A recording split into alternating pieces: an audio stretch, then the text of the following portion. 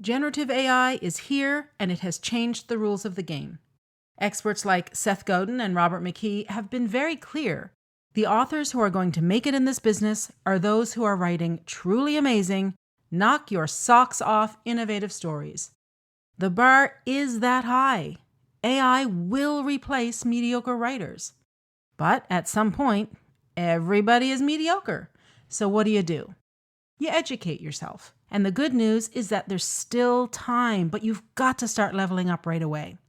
I'm Valerie Francis, and I've got a series of webinars to help you do just that. My specialty is helping authors like you put theory into practice. Understanding the tools of our trade and being able to apply them with precision is no longer an option. It's an absolute necessity. So go to valeriefrancis.ca/webinars for more information and sign up for the notifications. You can't afford not to.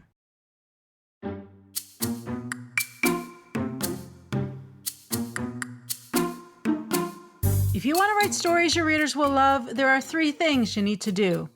Understand storytelling principles, see how other writers have applied those principles, and of course, you have to use them in your own work.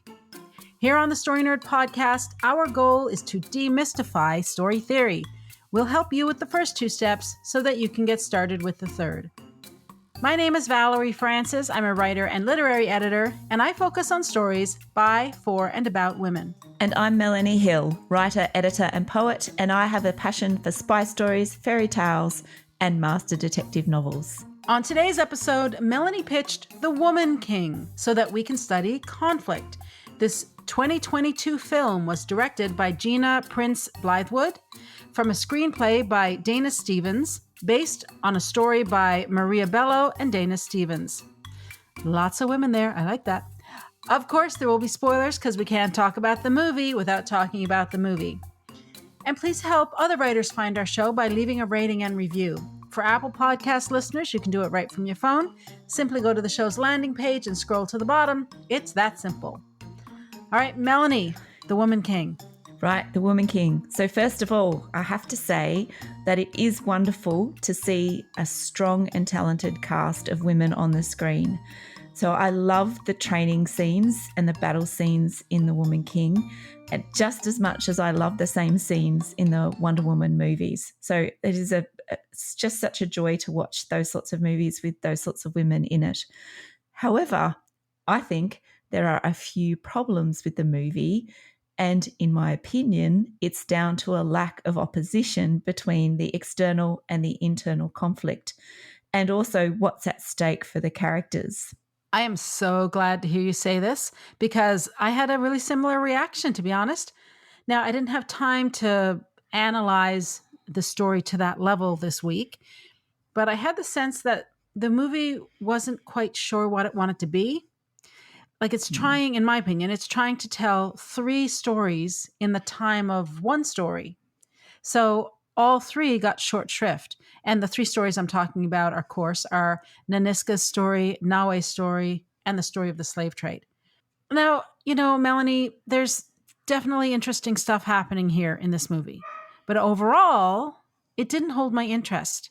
I think you're right. I think it didn't hold my interest because I didn't empathize the way that I needed to. I couldn't feel the tension. I didn't feel the stakes. And a lot of that comes down to problems with the conflict. So I'm curious to hear what you've got for us this week.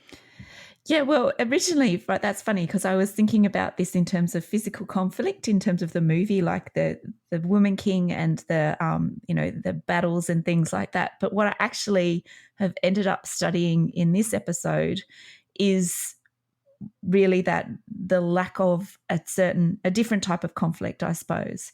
And this is good. I didn't know this was going to happen because I haven't seen the movie before this week. So it was the first time that I've watched it. And it's probably a different lesson to the one that I thought I was going to draw from it. But it has been really good in terms of, my study for this season, which is on, the differences between, or the interconnection between internal and external conflict.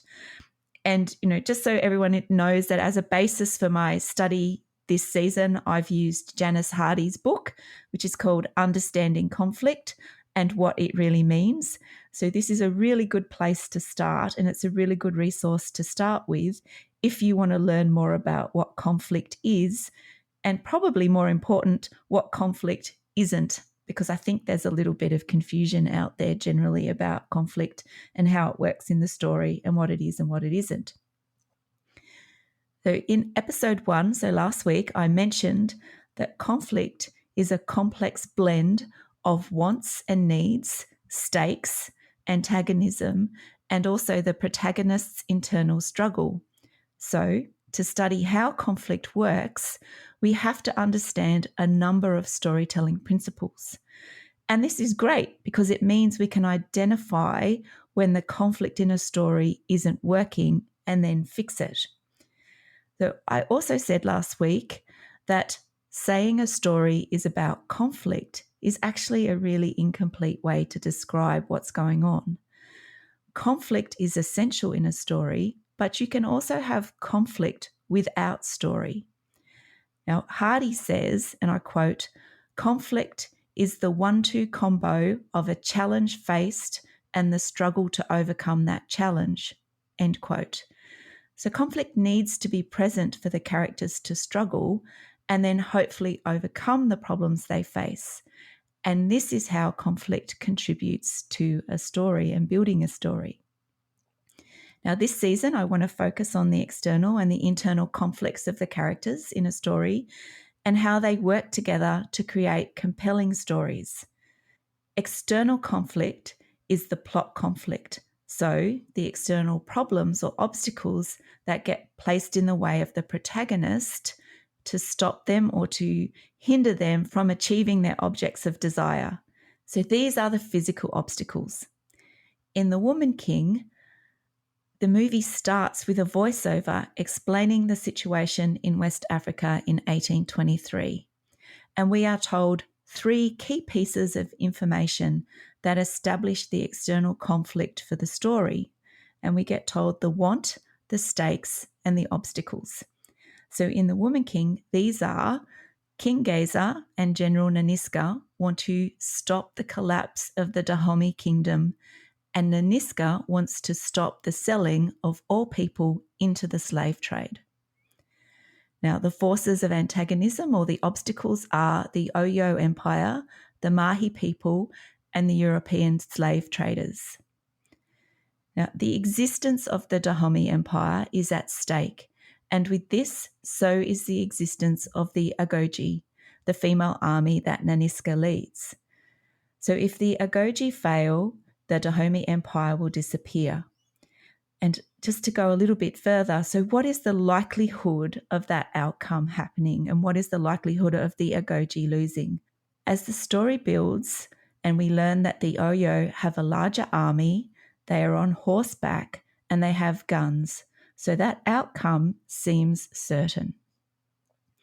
Now, within the first 2 minutes of the movie, we see the Agoji in action. Now, they have amazing stealth, they are fierce, and they defeat the men of the Mahi tribe that they attack. Now, this opening scene is interesting from a conflict point of view. We assume that the Agoji are there to stop the Mahi people from raiding Dahomey villages, but we're actually not sure really what it is that they're doing there or why they're there. And it's not until the end of the fight scene that the Agoji's object of desire for the scene is revealed. They are there to free the Dahomey villages the Mahi have taken. So the point of this scene is to show the power of the Agoji and reinforce the situation stated in the opening monologue.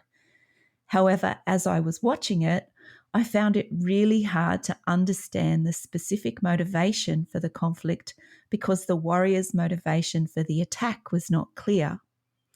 By the end of the fight, we know that the Agoji were there to rescue the people and take Oyo prisoners.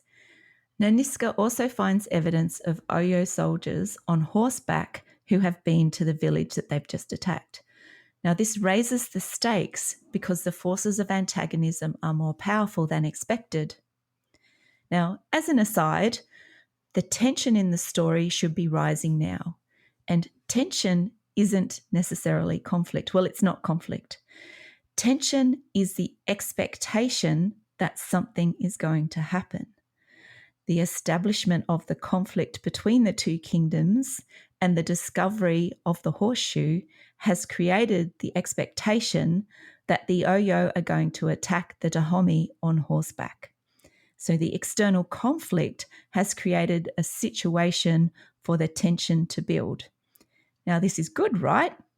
Yeah, excellent. That's what we want as storytellers. We want to increase the conflict and increase the tension. So the expectation that something's going to happen. And we have the external conflict right there for us to see. And we are expecting the Oyo to make a move. And this is exactly what Naniska is thinking too.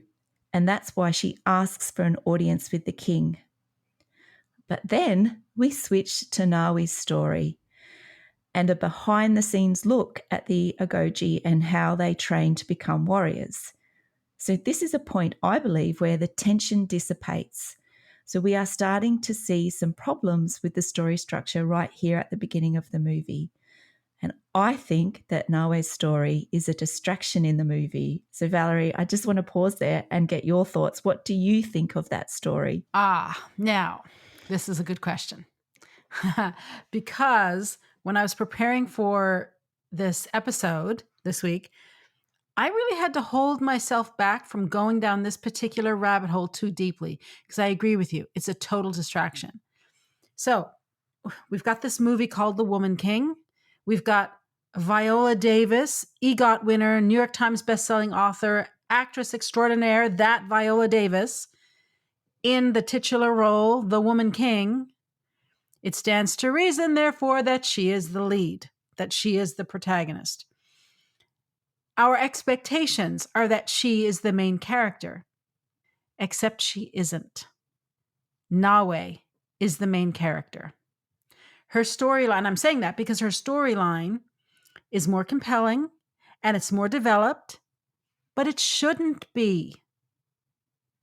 Nawe exists as a complication to Naniska's story, but she's presented as an underdog in a performance / coming of age story. And that's like candy to us. We cannot resist that setup. We as humans are naturally attracted to this type of story. We're wired for it, to use Lisa Cron's phrase. Now, I said off the top of the show this week, and I'm going to say it again, it's like the filmmakers couldn't decide which story they wanted to tell. Nawe's story, like you said, is distracting us from Naniska's story. It's more compelling.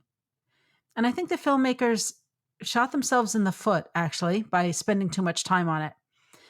And there's a huge lesson in there for us. It really is.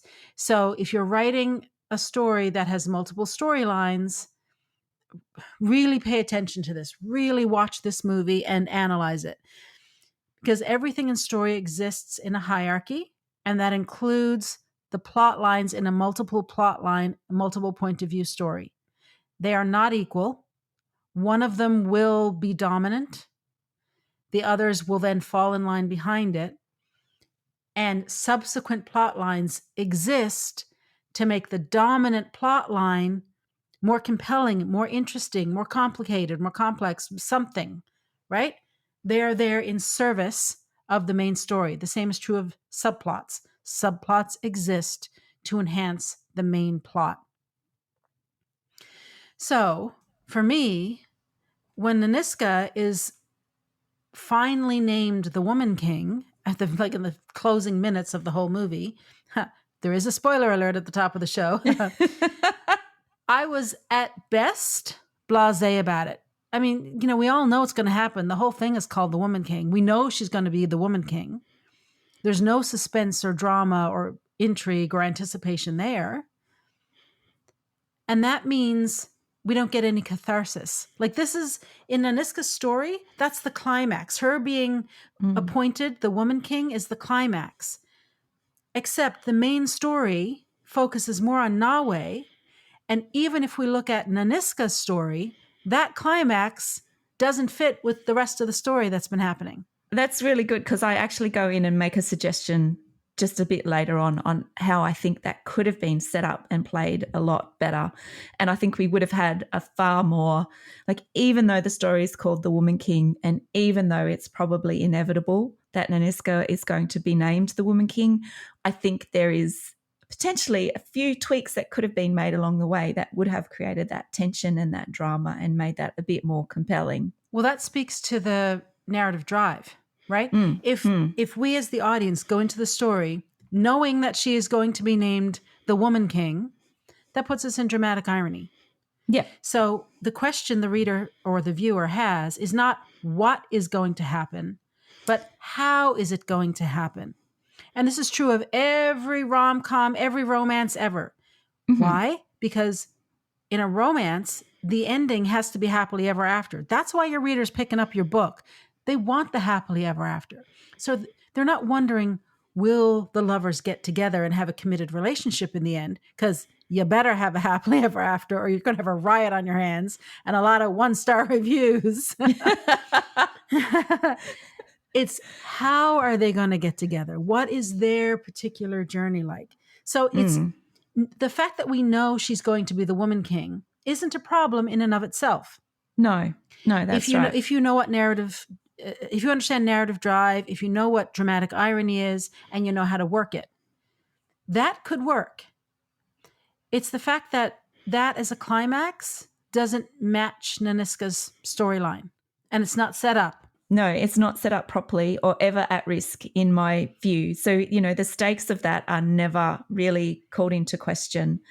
So I think that is a major problem, and that's probably why that we didn't get that cathartic feeling at the end of it, because it was never really at stake for her or made obvious as to what the being named the Woman King would actually do in service of the story that they were trying to tell. And so I think that's why it doesn't work. And I'll go into that and talk a bit about where I think it could have worked a lot better if it had been set up appropriately, and some of the consequences and the risks of those bad negative outcomes being more on the page to build that tension. I actually don't think Nawe's story is I think it's got problems as well. It does. You're right. It does. So I broke down her external conflict using the same method that I looked at, that I just did for the story's external conflict. So, what does Nawe want? Well, she wants to be an Agoji warrior. And what are the forces of antagonism or the obstacles? Well, it's really her own attitude and also her ability to develop the skills that she must learn in order to pass the final obstacle course. But what's at stake if she fails? Well, she leaves the palace. And what is the likelihood of this happening? Well, if she keeps it up, then, her attitude will will possibly make her fail. But her struggle to become one of the Agoji doesn't work well because there's no conflict. And there's no conflict because the only consequence if she fails to become an Agoji is leaving the palace.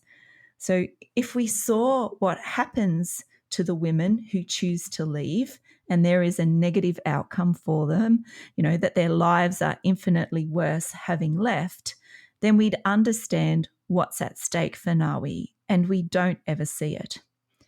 So then once Nawi becomes an Agoji, then the conflict she experiences aligns with that of the central story conflict. But I think Nawi's training takes up valuable story time. So from when she starts training to when the Oyo enter the castle, it's about 25 minutes of story time. And this means that the global force of antagonism isn't creating obstacles or trouble for the protagonist.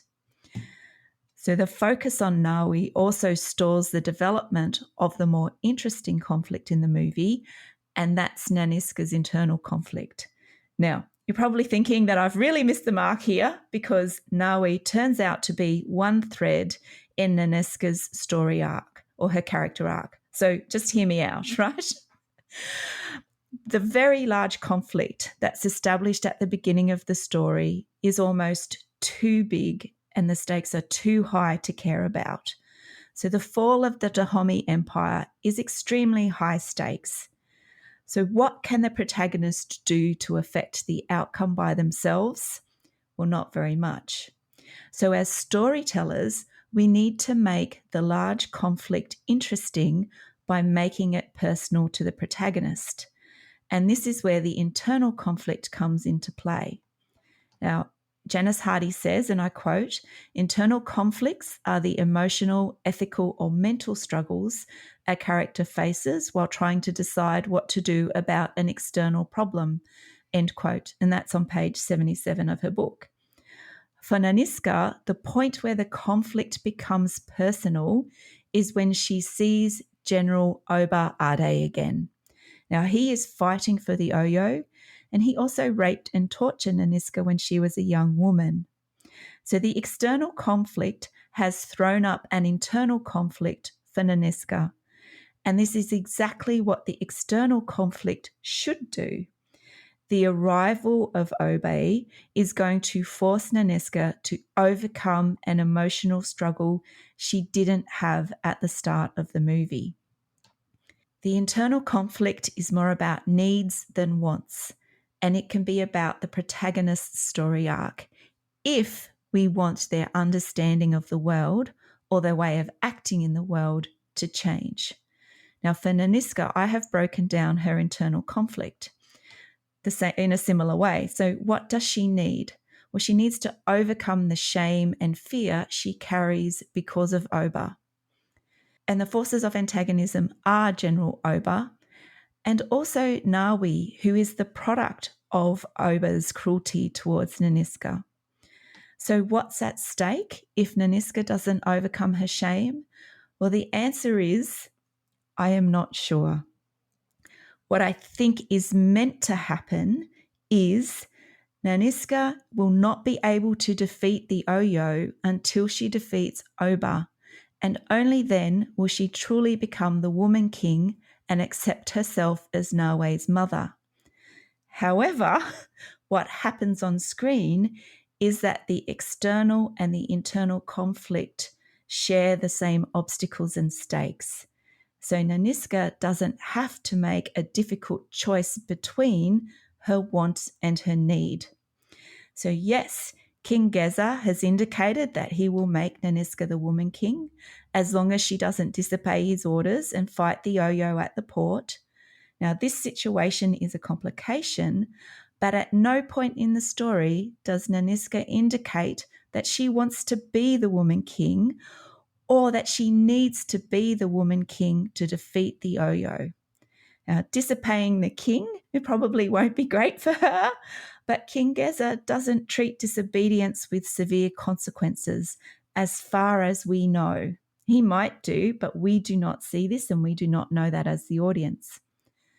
So in order for Naniska to resolve the external conflict and her internal conflict, she must fight and defeat Oba.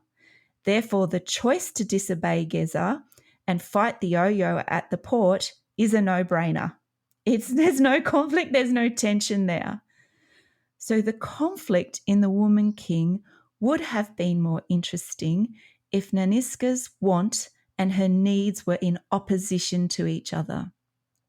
So, for example, if Naniska's ability to stop the cycle of selling prisoners to the slave trade relied on her becoming the woman king, and then the king told her to remain in the palace so that he can crown her, but then it's in contrast with her need to fight and beat Oba and find Nawi, which means she has to go to the port and disobey King Geza and then potentially have to give up being the woman king.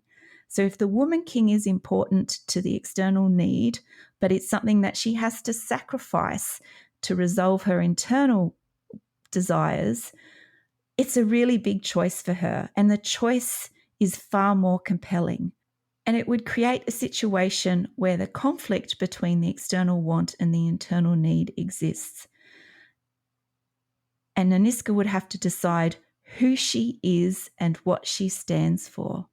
So she also would have to pay a price for choosing her need over her want, but also vice versa. So the choices our characters make have to be hard for them. They have to pose a real dilemma. And the greater the consequences for choosing either the want or the need, the greater the conflict for the protagonist. The Woman King establishes the external conflict efficiently and effectively in the first 2 minutes of the film. But the combination of unclear stakes and consequences, coupled with a lack of conflict between Niska's wants and needs, results in a lack of tension in the story. Well, that's my theory. Valerie, what do you reckon? Do you agree? Do you think does that make sense, what I'm saying there? I think you nailed it. I really do. Yeah, Woohoo! 100%. And you mentioned a minute ago that the broader storyline of the selling slaves, that the stakes were too high for them to resonate. I would maybe reword that to say the stakes are too broad. They're not specific enough. Yes, yeah. And I'm only sort of nitpicking on this because I really am nitpicking, because we tend to hear that we want our stakes to be really high, right? Yeah. So what you're saying is not that the stakes are too high, they're too high level. They're too They're broad. too abstract. Yeah, Too they're too abstract, right? So the survival of the kingdom is a very abstract concept. You're right. It's a broad and very far-reaching thing, as opposed to necessarily being too high. So yeah, I see what you mean in terms of the phrasing. But yeah, it's an abstraction, and that's why the personal stakes or the personal conflict really is important to tie the two of those concepts together. I think that's how I see it. This is why it's important for writers to be very specific. If you haven't heard the term specificity tossed around yet, then hang around the storytelling world a little bit longer and you'll get really sick and tired of hearing it. But it's crucial. And how do I put this? What our instinct is to be more general so that our story appeals to the broadest number of readers or viewers. But actually, the exact opposite is true. The more specific we are with what it is the main character is going through, the more it will appeal to a broader number of people, because it's not the details of the character's situation that's important. It's the emotional setup of the character. It's the emotions that the character is going through as a result of these specific circumstances. So there isn't enough specificity here. And for all of the reasons that you have just pointed out, we don't know what's at stake. So she doesn't become Woman King. So what? Does she care? If she doesn't care, we don't care. If it's not important to the character, it's not important to the reader, because the character is the stand-in for the reader or viewer. Yeah, and I think that really fell a bit, that wasn't emphasized enough for me, and how that was important to the story. So if that was how she had to, if she needed to do that to enable her then to, stop the slave trade, or to change people's minds about how to use the farming and the palm oil and the production of palm oil in order to create an alternate economic lever for the king to pull, then that was not set up properly, and it could have been and used to great advantage to create that conflict between the external want and the internal need, where she really did have to make a choice. And it's not until Nawe starts to look like she might be sold into slavery, and even then she kind of gets an out, right? She kind of is not really, she's going to be saved by the, I've forgotten the character's name, but the gentleman whose mother is from Dahomey. And so she's kind of given an out. But if she was actually really in the cages and stayed there and been on the ship, almost going out to be sold and never to come back again, that would have then put it would have joined the external conflict and the internal conflict really nicely. So I think there are a couple of missed opportunities in my view. Yeah. On that note, in the cages, Igozi has the fastest healing arm in the history of broken bones.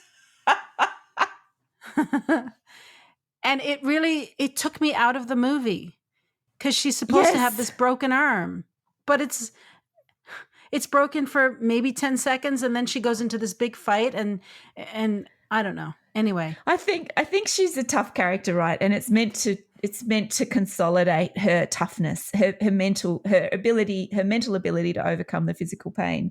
But yes, but if your arm is broken, right. you can't wield a machete with a broken arm because it's a big, massive break. Yeah, they're it's heavy. Like dramatic, right? Yeah, that's right. There's a point where you can't suspend your disbelief anymore. That's right. Yes. And I'm pretty good at suspending disbelief. But there are some plot holes that you only notice after multiple viewings when you're doing a fine analysis. I am willing to let those go.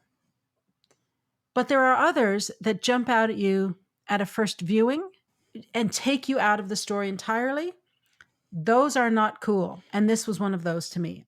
How did you go this week then with that cast and how that was created? Did that work or not work in this film?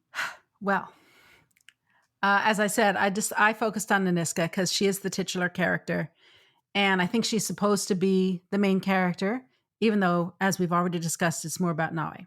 Okay, but anyway, I'm just going to focus on Naniska. I want to start by repeating something I said last week because it's important. This is an important concept for us to get into our heads when we're either editing a book that we've already written or a screenplay we've already written, or if we're sitting down to start a new one. The idea behind cast design is that every major character in your story exists to bring out an aspect of your protagonist. In other words, your main character develops because of her interaction with the other characters. Therefore, when we talk about character development, what we're talking about is how a protagonist changes from the beginning of a story to the end of a story as a result of the interactions she's had with the other characters in the story. So when we think about cast design, we really need to know who our protagonist is at the beginning and who she'll be at the end. Then we need to create a cast of supporting characters that's going to make that transition possible. So that begs the question, who is Naniska at the beginning? Who is she at the end? Well, in the beginning, she's a brave general who has no hesitation to go into battle. She's not emotionless, but she does have a very tight lid on her emotions, which makes sense for a general. She disagrees with the slave trade in the kingdom, and she wants the king to trade palm oil and gold instead of people. Now, in the end, she's still a brave general who has no hesitation to go into battle. She still believes that they should trade palm oil and gold instead of people, although that storyline kind of gets lost by the end. But there's nothing to contradict it. We know she still believes this. In fact, it's because of these things that she's ultimately promoted to the position of woman king at the end. The only thing that's different is now she's able to show a bit of her emotion, at least toward her newly found daughter, Nawe. So I don't think Naniska actually changes in the story. I think in The Woman King, what changes is our perception of who Naniska is. We understand why she has herself so shut down at the beginning, why she has such a tight lid on everything. But even our new perception of her is slight. Contrast this with the change in Nawe, who is not supposed to be the main character, and there's no contest. There's a much bigger shift in Nawe's character, which again is why her storyline is more compelling than Naniska's. But I'm going with Naniska as the main character. So if her softer side is being brought out over the course of the story, we need characters to do that. Characters that enable her to express that part of herself. And there are two. It's Nawe, who's her daughter, and Amenza, who's her bestie and her spiritual guide. But the shift is so slight, there's not a lot more I can say about it, to be honest. there isn't really any difference. Yes, she was a general. Now she's the woman king, so she's elevated in social status, but that's not a change really in who she is. And this is not a status story. And we've already talked about how that it doesn't have anything to do with her storyline anyway. So Viola Davis hasn't been given a lot to work with. What she has been given to work with, she has really done an incredible job with. In the hands of a lesser actress, I think this story would have fallen apart. This movie would have fallen apart very quickly. The only reason it's as compelling as it is because Viola Davis is capable of captivating our attention and holding it. But overall, with Naniska, the shift from the beginning of the story to the end is really slight. So I want to instead now shift to this concept of a character dimension as it relates to Naniska. So, what do I mean by dimension? Well, Robert McKee defines it as a set of conflicting traits. So, the example I always give is someone who abhors intolerance, but is themselves intolerant. Dimensions are important in a character because the more dimensions there are, the more interesting the character is. And your character needs to have a few dimensions to give you enough to write about to fill a whole novel or a whole screenplay. One of the reasons Naniska doesn't have very many dimensions is because she doesn't have a lot of screen time. There's no time to develop it. Like everything else in a story, character dimensions exist in a hierarchy. So there's going to be a dominant dimension that really defines a character, but there will also be lesser dimensions that provide color and depth. And how many dimensions you want your character to have is really up to you. I'm doing some study into this to see if there's any kind of standard or guidelines or something to help us here. So far, 3 to 5 dimensions is looking like something that can support a full-length novel. Stay tuned because I'm early in my study. But so far, it's looking like 3 to 5. Naniska has 1, which is unfortunate.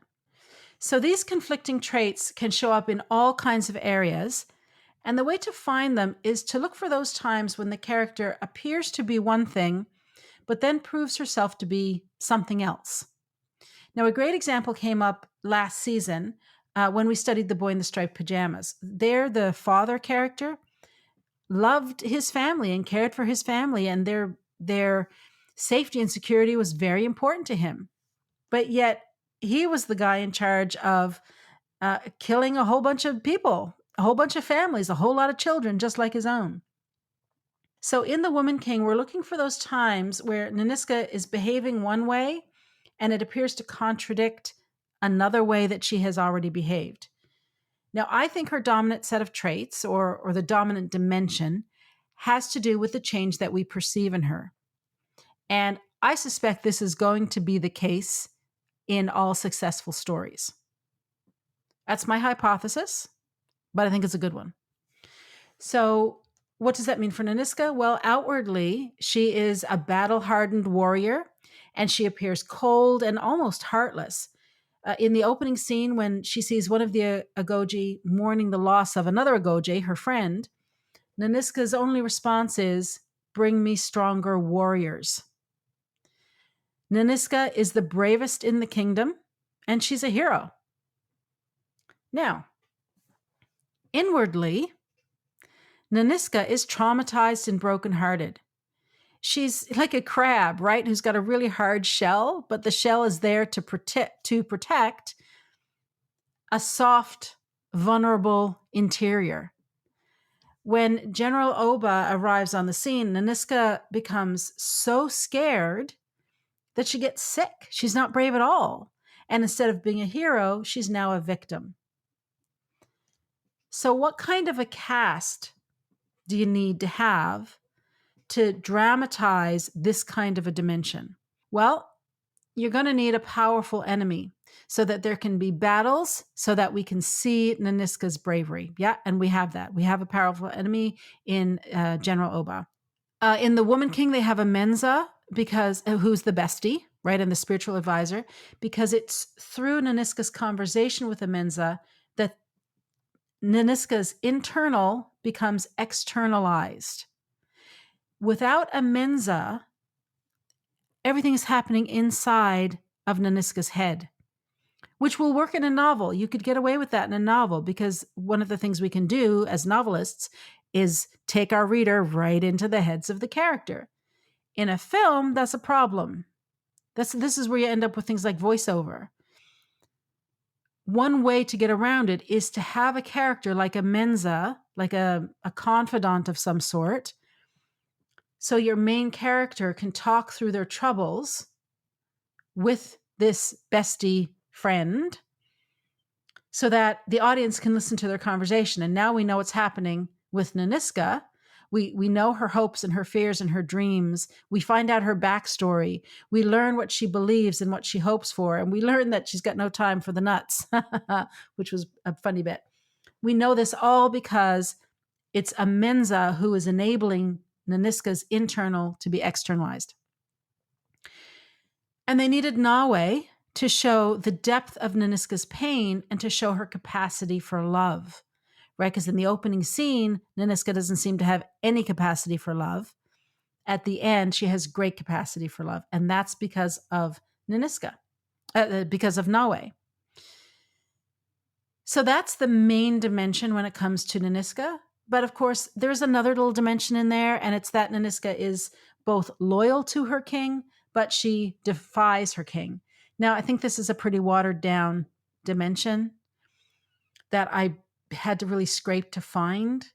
I don't think it works well as a character dimension, although it's technically there. So, all in all, I don't think that Naniska is a particularly dimensional character, which is a shame because she could have been. However, because the filmmakers were spending so much time on the other storylines, her storyline and her character just didn't have time to develop.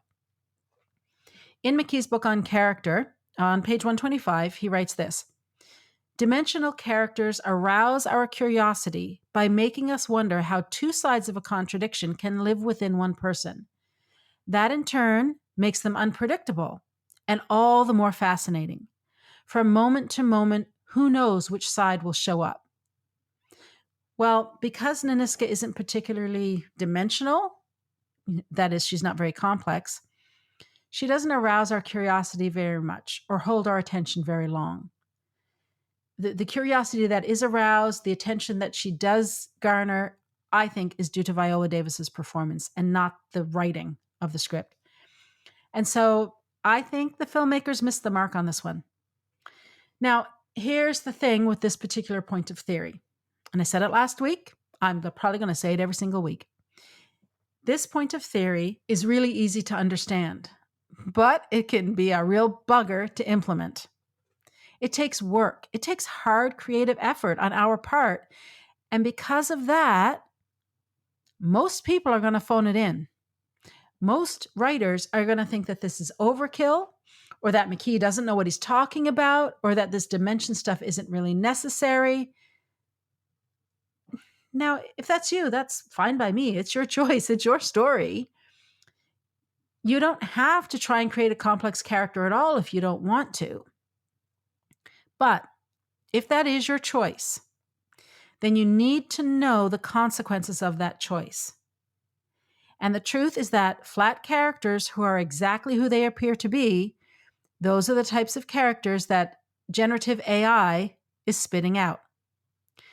Those aren't the types of characters that artists create. And if there is no difference between your writing and the writing of generative AI, then you're out of business before you even begin. However, if you're an artist and you develop your craft, you just might have a shot. All right, Melanie, that's all I have to say about that right now. What's the action step for this week? Right. All right. So the action step for this week, based on some of the analysis that I did in The Woman King or in this episode, is I want you to ask yourself, what does your protagonist want? I want you to ask what's at stake if they don't get their want. And finally, what is the main force stopping them from getting their object of desire?